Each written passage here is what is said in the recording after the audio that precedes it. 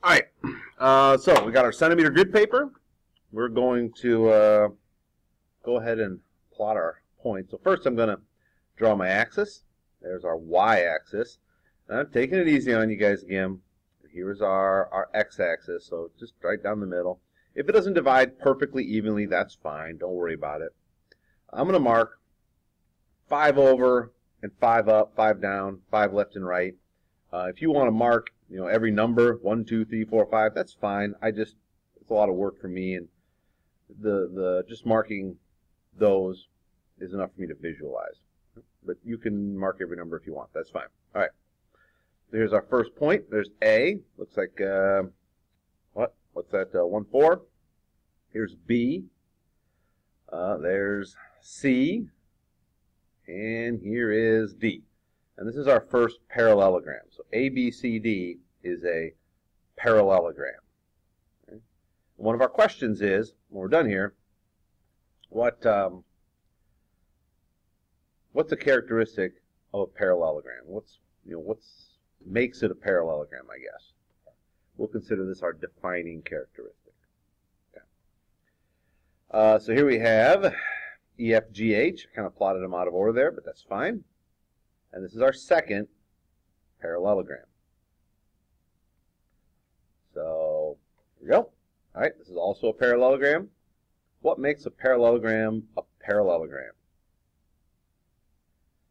Here's I, J, K, and L. A little off screen there. Sorry. And this is also a parallelogram. Third parallelogram. These three are parallelograms. There's something about these three shapes that we're going to discover by looking at their slopes, the slopes of their sides, that makes them different from this fourth shape. And this is actually a trapezoid. It's a particular kind of trapezoid. It's called an isosceles trapezoid, because if you look at it, it's like an isosceles triangle with the top chopped off. Okay? An isosceles trapezoid. It means that the two legs, which are, by the way, the non-parallel sides, are congruent.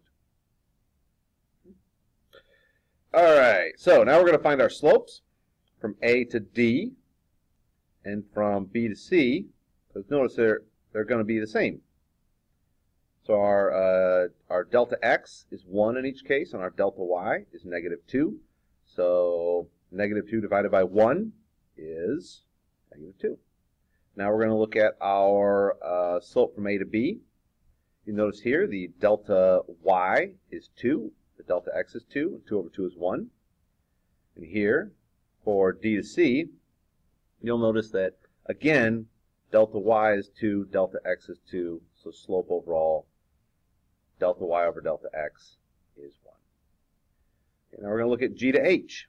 You'll notice that the slope here, delta y is 3, +3, delta x is 2, +2. So our slope is delta y over delta x, 3 over 2. Going from F to E, the same deal. Our delta y is 3 and our delta x is 2, both positive. Now we go from G to F. Now our delta x is 3 and our delta y is -1. If we'd gone the other way from F to G, gone backwards, then the delta x would be -3, the delta y would be +1. But either way, the overall slope is -1/3. Okay? And it's the same for H, the side at the top. All right, so now I hope you're seeing a pattern emerge here in these three parallelograms when we calculate the slopes of their sides. So we have, let's see, slope from I to J, 1/2. Slope from L to K, 2 over 4, which simplifies to 1/2.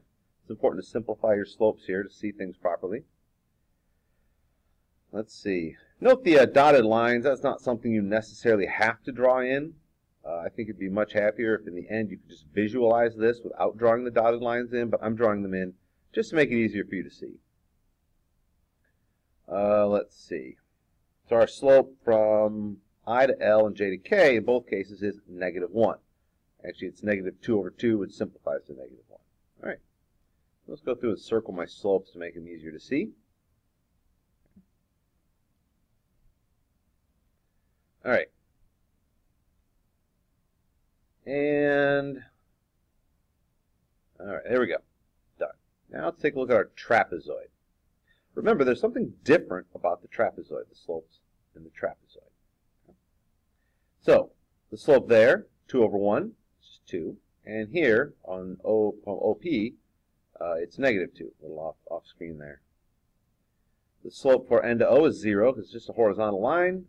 And from M to P, also 0, because it's just a horizontal line. And if I make a little note here, M, by the way, going back to mx plus b, M is our shorthand for slope. So going back, the big question here is, what makes the three parallelograms different from the trapezoid? What is it about the slopes of the sides that makes them different from the trapezoid? Something different. And that's what I'm looking for you to write in a complete sentence. What is it about the three parallelograms and their slopes, the slopes of the sides of the parallelograms, that makes them different from the slopes of the sides of the trapezoid? All right, good luck.